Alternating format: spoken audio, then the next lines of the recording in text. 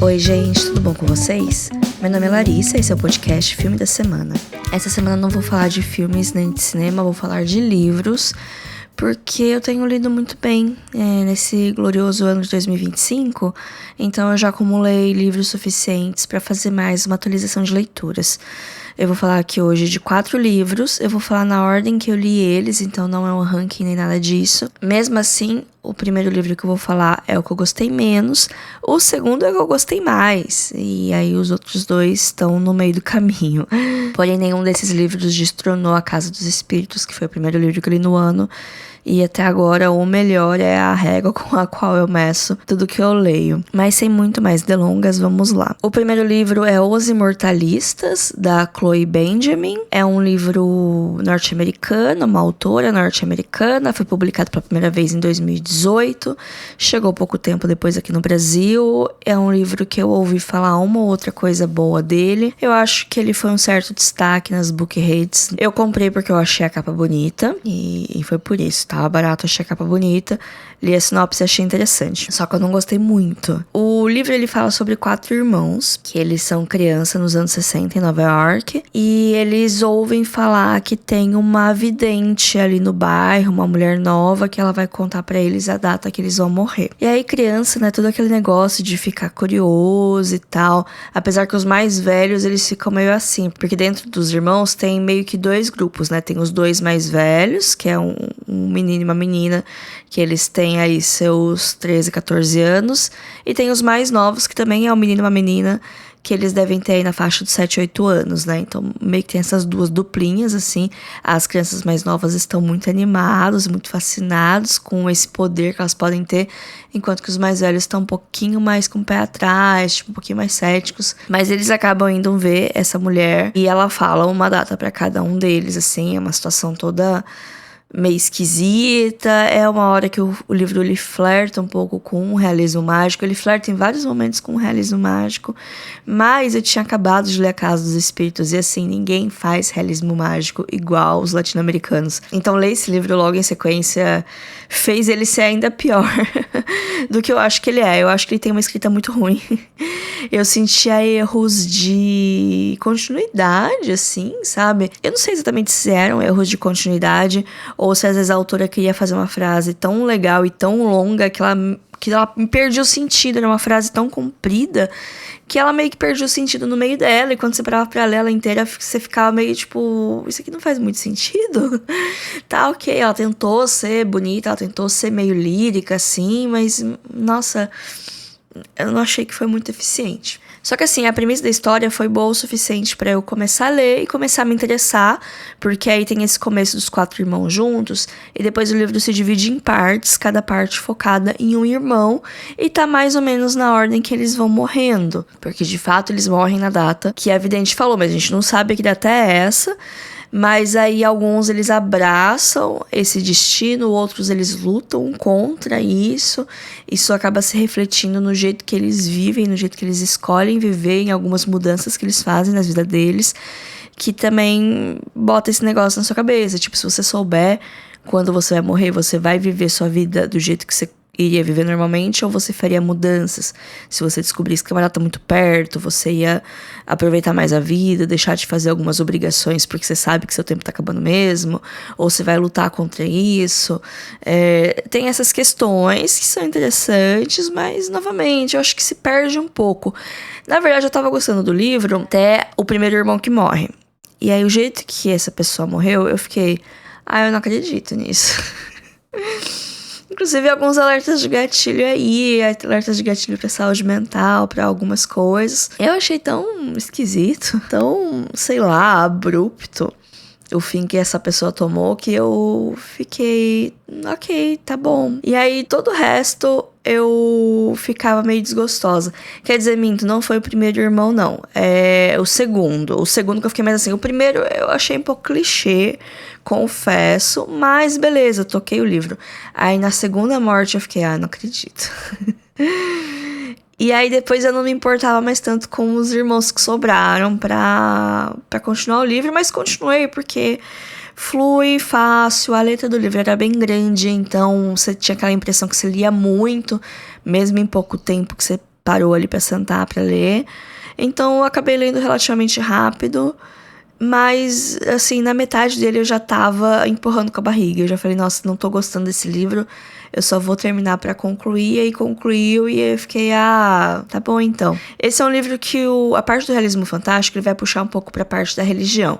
Todos os personagens são judeus. E aí eles têm relações complicadas com a religião. E isso vai também contribuir de uma maneira ou outra ao jeito que eles veem a morte. E como eles veem a morte um dos outros também. Então tem isso. É muito distante de mim. Então algumas coisas eu não consigo me ver no lugar. Algumas dúvidas eu posso até transportar para dúvidas que eu tenho. Mas eu não sei, pareceu tão distante. E aí eu fiquei... Então tá bom. Foi uma reação que eu tive no livro inteiro. Ficar, então tá bom, né? E, como disse, né, foi um saldo bastante negativo. Não vou ficar me arrastando muito, porque eu sinto que eu já estou me repetindo com relação a isso. Aqui no Brasil, Os Imortalistas é publicado pela HarperCollins e tem 346 páginas. O segundo livro é um clássico da literatura brasileira, que é Ciranda de Pedra, da Lígia Fagundes Telles. Esse foi o livro que eu mais gostei aqui dessa leva, é um dos meus favoritos do ano até agora. Já adianto isso pra vocês.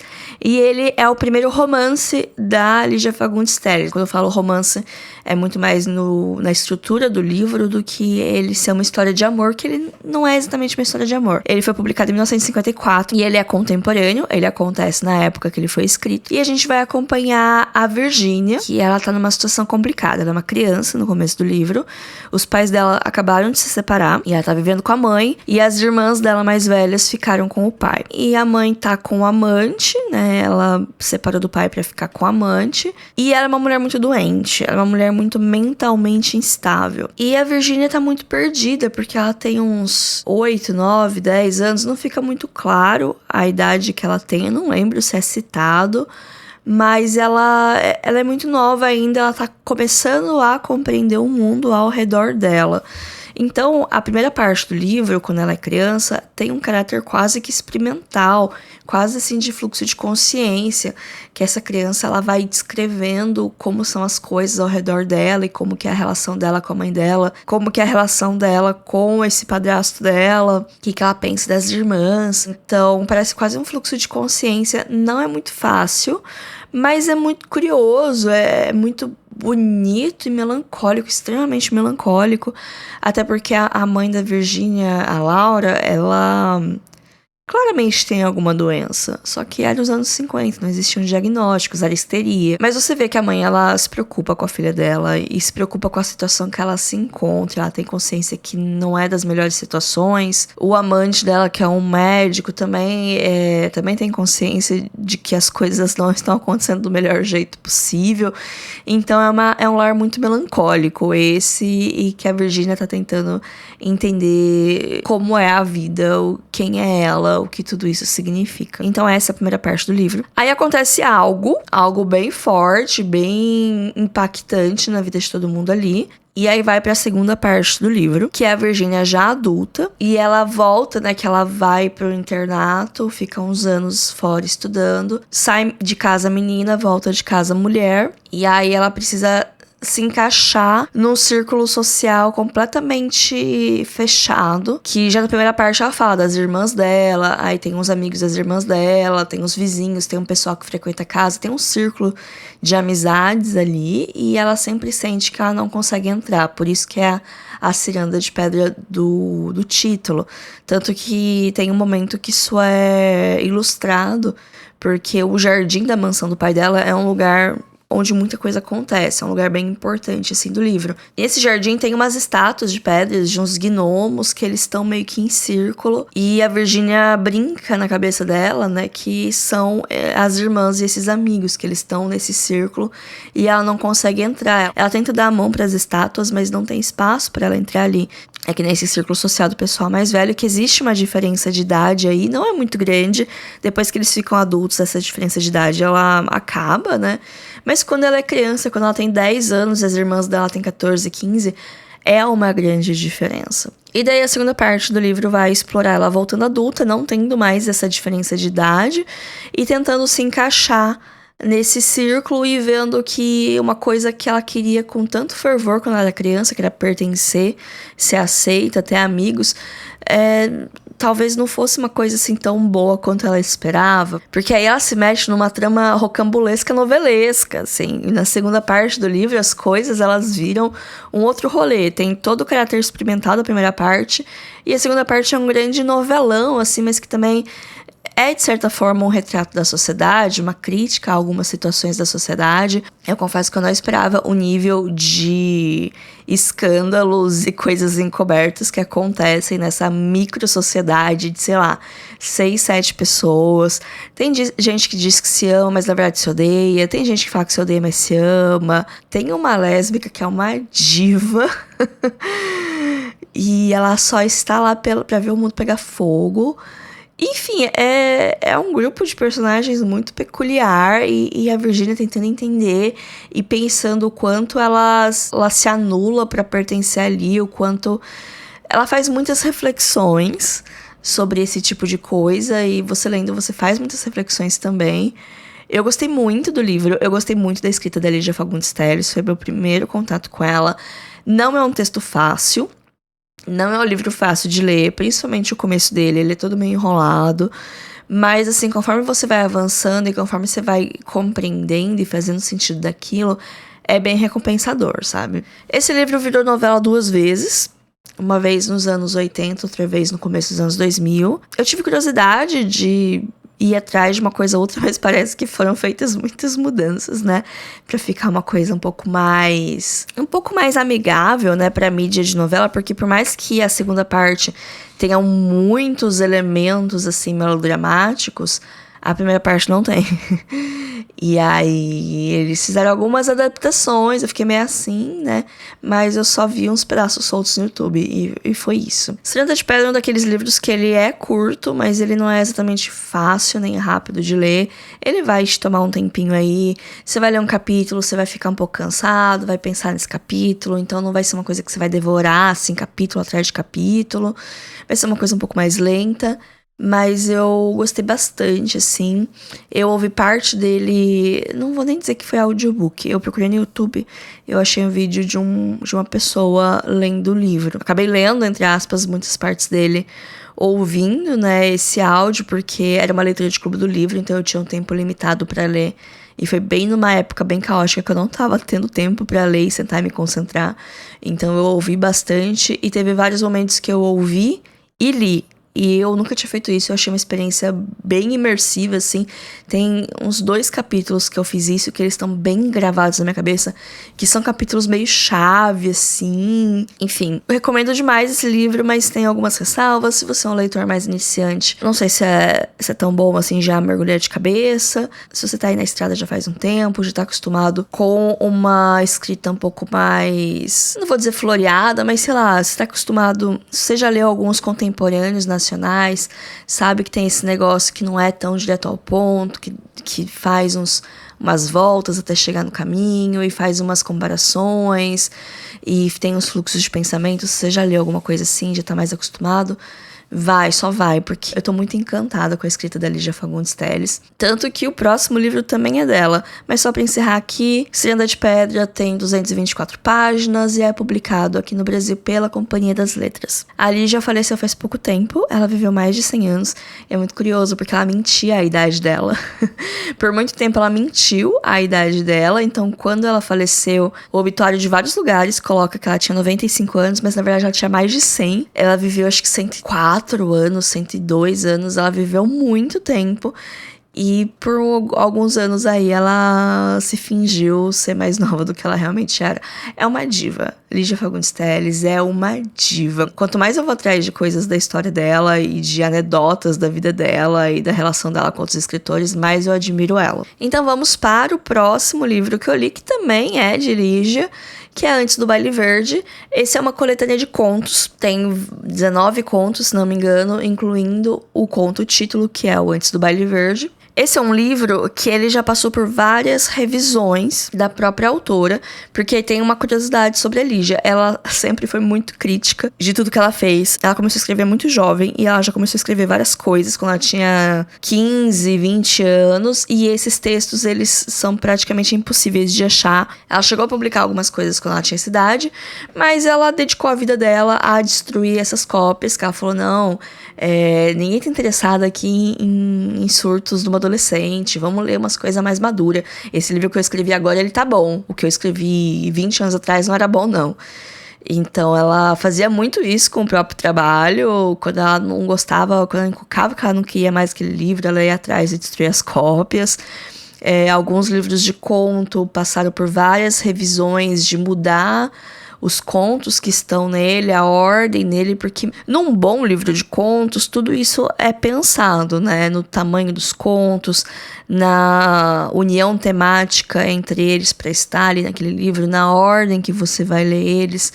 Tudo isso geralmente, né? Não é sempre, mas geralmente tem um planejamento. E ela sempre planejou muito, né? Ela sempre quis ter muito controle sobre a criação dela. E o Antes do Baile Verde é um livro que ele é publicado desde os anos 70, mas ao longo dos anos ele passou por algumas mudanças de ordem de conto. Alguns contos foram acrescentados, outros foram removidos, foram mudados de ordem, mas alguns eles sempre se mantiveram nesse livro. E eu acho que essa versão que a gente tem hoje é a última versão que ela tava feliz, então tá aprovado por ela e tal. E esse é um livro muito interessante, porque todos os contos eles têm finais abruptos. Eu tenho uma relação muito complicada com contos, que é justamente por causa dessa duração curta. Eu não costumo ler e eu não morro de amores pela mídia. Eu prefiro muito mais novelas ou romances, né? Histórias que se alongam um pouco mais. Então, no começo eu tive um pouco de dificuldade, mas conforme eu lia, eu ia pensando nas coisas. Aí depois eu participei de uma discussão de clube de livro dessa obra lá no Sesc, com o professor, com a Tatiane Leite, que ela é muito boa, muito fã da Lígia também. Aí descobri mais coisas da vida da Lígia e vários outros temas, assim, que eu não tinha pensado. E é muito interessante. Esse é um livro que ele é legal você ler com algum tipo de apoio. Seja tendo algum contexto da vida da autora, tendo algum contexto dos temas, ou estudando mesmo, assim. Porque todos esses contos, eles vão abordar a morte. Quer dizer, eles não vão falar sobre a morte, mas a morte sempre tá pairando essas histórias, às vezes não de maneira direta, às vezes não é, tipo, a morte mesmo do jeito que a gente conhece, mas às vezes é uma morte de um relacionamento, é a morte de alguma característica da pessoa, ou às vezes é a morte literal mesmo. Então tem muito isso, tem muitos elementos de violência, por mais que não sejam histórias violentas, elas têm elementos de violência, algumas mais sutis que outras, um certo elemento de suspense também em algumas histórias, e a cor verde é muito presente, não só aqui, na Estrada de Pedra também, nas poucas vezes que ela descreve a roupa dela, ela descreve que estava com roupa verde. Aqui o verde ele aparece em muitos momentos. Praticamente tudo tem alguma coisa verde, e quando a cor não é citada, a ambientação do conto é em algum lugar aberto, algum lugar com natureza. Então, às vezes, quando o verde não é citado diretamente, ele tá presente, seja num jardim, seja numa floresta, seja alguma coisa do tipo. A Lígia gosta muito de jardins também, são uma ambientação bem recorrente, assim, da obra dela. No Estrada de Pedra, um dos principais lugares é o Jardim da Mansão. Aqui tem vários contos que eles acontecem em jardim, ou acontece num restaurante na parte de fora que fica entre as árvores, ou que acontece numa floresta, ou que acontece dentro de casa, mas a vista da casa para o jardim é uma coisa importante. Então tem vários desses momentos. Meu conto favorito é Venha Ver o Pôr do Sol, que eu acho que é um dos contos mais famosos da Lígia. É um conto de terror. Parece ter uma referência forte de um conto específico dele nessa história. Eu achei incrível, eu achei agoniante, gostei muito. Também gosto da Caçada. Meia-Noite em Ponto em Xangai também é um terrorzão, assim, de você ficar tenso. A Janela também fiquei tensa, principalmente no final. Também gostei do Jardim Selvagem, não é tão de terror, mas é mais de narradores não tão confiáveis e de crianças interpretando as coisas que chegam a elas e eventualmente alguém morre. Natal na Barca, interessante também. Enfim, fica a recomendação. Eu li porque ia ter um clube do livro no Sesc, então eu li meio que com data pra terminar. Mas eu li num ritmo, assim, de um conto por dia. Todo dia na hora do almoço, acabou virando uma tradição minha por umas 2 semanas aí. Todo dia na hora do almoço eu parava e lia um conto depois de comer. E aí depois à tarde eu ficava pensando nele, porque eu não acho bom você ficar lendo vários contos de uma vez, e sentar e devorar. Eu acho mais interessante você pegar, ler um conto, terminar ele, pensar e fazer alguma outra coisa. Enquanto isso, você vai digerindo aquele conto. E aí, ou no mesmo dia à noite, ou no outro dia, você vai lá e lê outro conto. Então, é um livro para você ler um pouco mais espaçado, assim, porque é muita coisa. Por mais que os contos são curtos, eles te dão muita coisa para pensar. Até quando você acha que não tem nada ali. Quando você fala, que bela porcaria, detestei isso aí. Que tem um conto que eu não gosto muito, que é o conto do cara alemão. Mas mesmo assim, fiquei pensativa nas coisas que ele falou. Então, sempre tem coisa para refletir. Eu acho isso bem interessante. Antes do Baile Verde também é publicado pela Companhia das Letras e tem 208 páginas. O último livro que eu vou falar aqui com vocês hoje é Babel, ou A Necessidade da Violência, que é o seu subtítulo. É um livro da R.F. Kuang, mesma autora da Guerra da Papoula, do Impostora. Uma autora que tá bem alta. Eu acho que é a primeira vez que eu leio alguém que é mais nova do que eu, de fato. Ela tem 29 anos, mas ela publicou Babel em 2022, então ela tinha 26 anos. Assim, longe de mim julgar o nível de maturidade de escrita de alguém, até porque ela escreveu Babel depois da Guerra da Papoula, e eu ouvi críticas muito boas sobre a Guerra da Papoula, assim como ouvi críticas muito boas de Babel. Eu tô com o Scooby aqui aberto, e desses 4 livros é a que tem a maior média, tem uma média incrível de 4,5, apesar que no Scooby todo mundo é muito generoso, né? Todo mundo dá uma nota muito alta. Tanto que eu me sinto meio ET, porque eu dei 3 estrelas pro livro. Mas deixa eu explicar as 3 estrelas. Porque assim, eu acho que tem coisas boas nele, mas eu não gostei muito do jeito que as coisas são conduzidas. Tipo, eu gostei da escrita da autora. Eu não sei se eu gostei muito da escrita dela.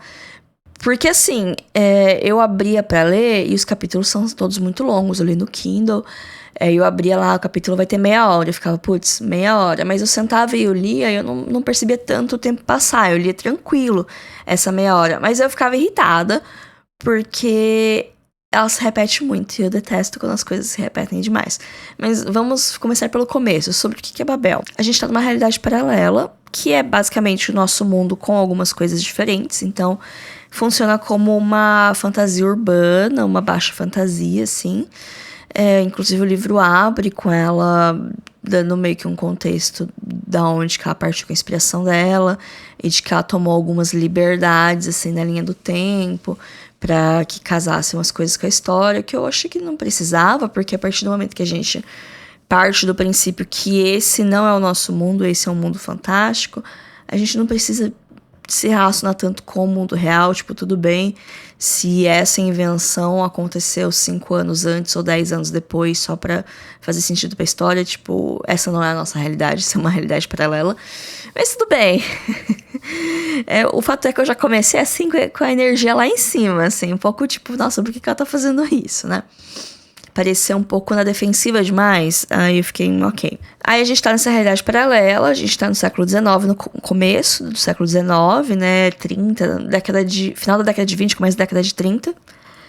E existe nesse mundo um sistema de magia com a base em prata e em linguística. As pessoas gravam palavras nessas barras de prata, e através do significado entre elas, as coisas acontecem. Então, tem muita tecnologia que avançou muito por causa disso, e tem várias coisas que são facilitadas, seja para a vida deles ou seja para o andamento da história, através desse sistema de magia.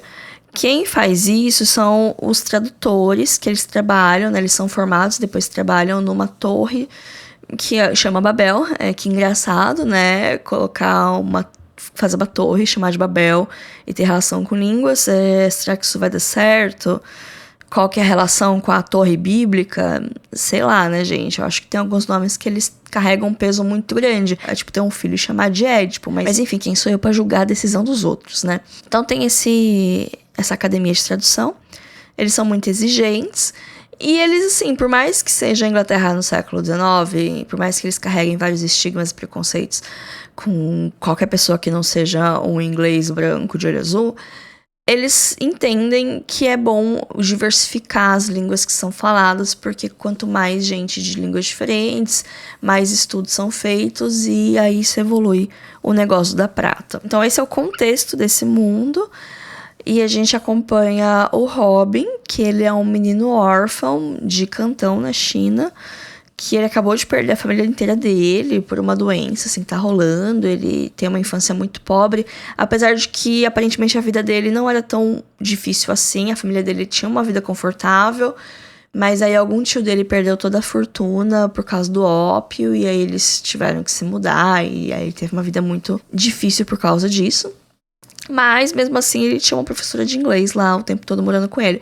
Que ele sempre achou meio esquisito. Mas a gente também, como leitor, também acha esquisito. Mas isso é explicado lá na frente.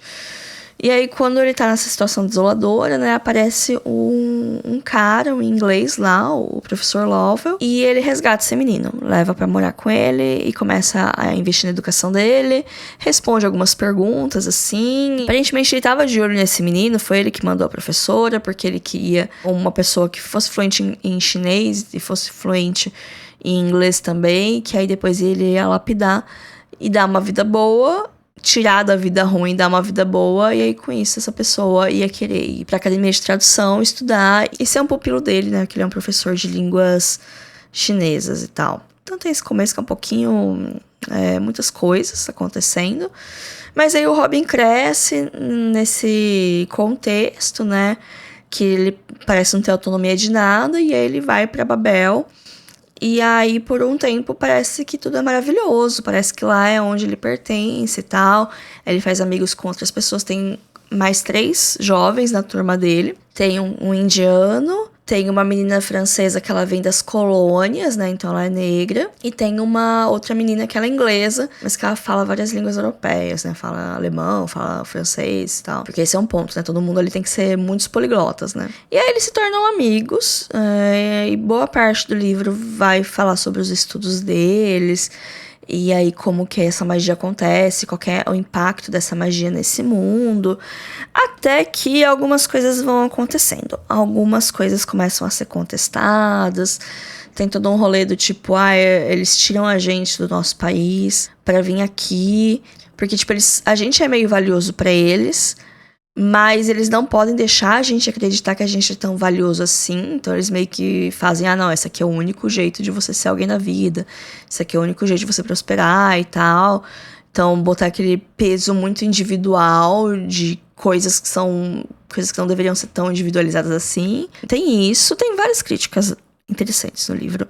Eu gosto muito do esquema de magia, eu gosto da parte de relacionar a língua com a magia, porque vários livros de fantasia têm muitas coisas de ação de fato, que exige mais um condicionamento físico, alguma coisa assim, enquanto que aqui tem esse poder intelectual muito mais forte.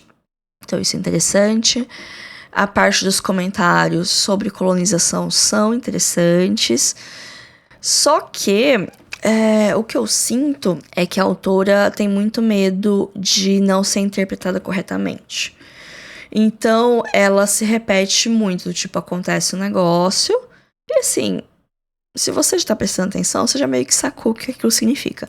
Mas aí, depois, no próximo parágrafo, ela vai lá e vai explicar o que aquilo significa. E aí, você acha que beleza, passou, mas dali a pouco acontece uma outra coisa que, assim, é meio repetitiva, mas ela vai lá e explica novamente que isso tem relação com aquilo lá. E você fica, tá bom, eu já entendi. O que me fez pensar um pouco, porque, né, é um livro voltado pro público norte-americano, porque ela é norte-americana, querendo ou não. Eu acho que ela nasceu na China, mas ela cresceu no Reino Unido. Ela teve essa experiência de estudar em Oxford e tal, então às vezes eu sinto que tem muita coisa que ela quer falar da vida acadêmica dela, ou tipo de coisas legais que ela aprendeu na faculdade que ela quer compartilhar com a gente, porque tem umas horas que o livro vira uma palestrinha mesmo de etimologia, de construção de palavras, de onde vêm as coisas, o que às vezes é legal, às vezes é muito chato, depende. Eu acho que ela não teve uma mão boa assim, é muito 8 ou 80 as coisas, tem muita nota de rodapé, pra expandir esse mundo. Então, tipo, acontece uma coisa, aí tem uma nota de rodapé falando de outra coisa daquele mundo, e eu fico meio, ok, tudo bem. No começo até que é simpático, mas depois você vai meio que cansando, porque não são coisas que acrescentam tanto a história, e eu não tava tão imerso naquele mundo pra querer saber mais sobre ele. E até porque muitas notas de rodapé acabam sendo meio que uns comentários passivos agressivos sobre quem realmente constrói a história e tal, essas coisas. E que nem eu falei, no começo eu tava, não, legal essas críticas. Depois eu fiquei cansada porque era muita repetição. Então isso que me pegou, era muita repetição, e aí eu fiquei pensando, nossa, será que norte-americano é burro? Por isso que ela fica falando o tempo todo? Mas, sei lá, eu acho que se eu tivesse lido esse livro uns 10, 15 anos atrás, quando eu era muito nova, acho que foi quando eu comecei a compreender que muitos dos problemas do mundo vinham do sistema que a gente vive e do jeito que as coisas aconteceram e vieram pra acontecer pra gente ficar desse jeito. Que nem eu falei, toda essa questão da individualização dos problemas que deveriam ser coletivos, que deveria ser uma preocupação coletiva. E fora outras coisas também. Então eu acho que se eu tivesse lido numa fase que eu era um pouco mais ingênua, talvez tivesse sido um livro que quebraria minha cabeça e que me botaria no pensamento crítico e etc. Mas hoje, eu já sei que as coisas são assim. E, tipo, eu já li muitas coisas falando sobre isso, de jeito melhores, de jeito piores, de jeito fantástico, de jeito fantásticos nem tanto, mas com realismo mágico, ou de jeito mais cru. E aí, por mais que eu ache legal tá numa fantasia e que isso tem um apelo muito maior para um público muito mais jovem, pode ser o que faça um público mais jovem questionar algumas coisas. Ao mesmo tempo, para mim, não funcionou tanto, eu fiquei um pouco cansada. Mesmo assim, eu li, é um livro de 600 páginas, eu demorei um mês aí pra ler, eu lia um capítulo por vez, eu não ficava assim querendo devorar ele, mas eu ficava curiosa, vou confessar isso, eu tava curiosa mesmo nas partes do meio que é um grande nada, assim, é eles estudando, eu tava lá, eu acho que eu gostei mais do meio do que qualquer outra coisa, que o final, a partir de 70% as coisas começam a correr muito, porque começa a acontecer um monte de coisa, eu acho um pouco corrido.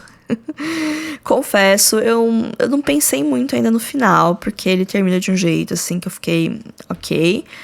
Eu acho que eu preciso refletir um pouco mais, apesar de eu ter terminado ele tem alguns dias, eu terminei no final de semana, eu tô gravando esse episódio na quinta-feira, então tem aí uns 4 dias que eu terminei. É aquele negócio, né? No final, eu não amei nem odiei. Não é que nem Os Imortalistas, por exemplo, que eu não gostei e eu não recomendo.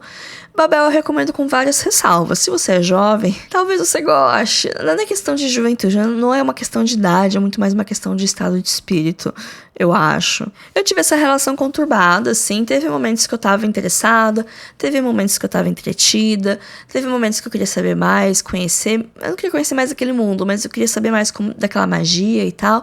E tinha momentos que eu tava assim, tipo, ai, eu não acredito. Ai, que saco. Ai, de novo. Eu comecei a pular as notas de rodapé. Eu acho que no final, assim, a partir dos 40% eu parei de ler as notas de rodapé, lia uma ou outra. Aí eu fiquei também meio revoltada, porque teve uma hora, perto do final isso, que acontece uma situação que existe um confronto entre 2 personagens e acaba acontecendo uma morte. Não é spoiler, porque eu não falei quem é. E aí tem uma nota de rodapé. Aí eu fiquei, nossa, por que tem uma nota de rodapé aqui? Tipo, o que vai expor? Aí eu fiquei curiosa e abri. E aquela nota de rodapé falava do relacionamento daqueles personagens. Aí eu fiquei, tá, mas por que isso não tá no livro? Por que eu tô vendo isso numa nota de rodapé em, sei lá, 80% do livro? Por que isso não foi pincelado em algum momento antes? Porque, assim, página não faltou. Mas, enfim, estou me alongando muito. Reclamo que o livro se repete demais e eu estou me repetindo, né? Então vou encerrar por aqui. Eu fiquei um pouco decepcionada, confesso, porque eu ouvi tantas coisas boas, tanto do livro quanto da autora, que eu fui com uma certa expectativa. Eu queria ficar meio viciadinha no livro, porque eu confesso que é uma coisa que faz muito tempo que não acontece comigo, de eu ficar assim, completamente surtada e querer devorar o livro. Então, foi isso, assim, não achei um livro ruim, mas também não achei um livro bom, achei bem longe de ser um livro bom, mas, né, se você se interessa, Boa sorte. Babel é publicado aqui no Brasil pela Intrínseca e tem 592 páginas. Bom, gente, esse foi o episódio de hoje. Espero que tenham gostado, algumas diquinhas aí, outras não tão dicas, umas dicas de vá com cuidado. Mas é isso, né? Nem tudo que a gente lê vai ser lindo, maravilhoso, nem tudo a gente vai amar. E mesmo que a gente pegue livros que são recomendados, que tem muita gente falando bem, não é por causa disso que a gente vai gostar ou que a gente tem a obrigação de gostar de alguma coisa, ou que a coisa vá funcionar com a gente. Muitas reflexões. Espero que, mesmo que vocês não tenham se interessado tanto pelos livros, que tenha trazido reflexões pra vocês, porque eu acho que essa é a parte mais importante de tudo, tanto cinema quanto literatura, quanto qualquer outra coisa, é fazer a gente pensar nas coisas, né?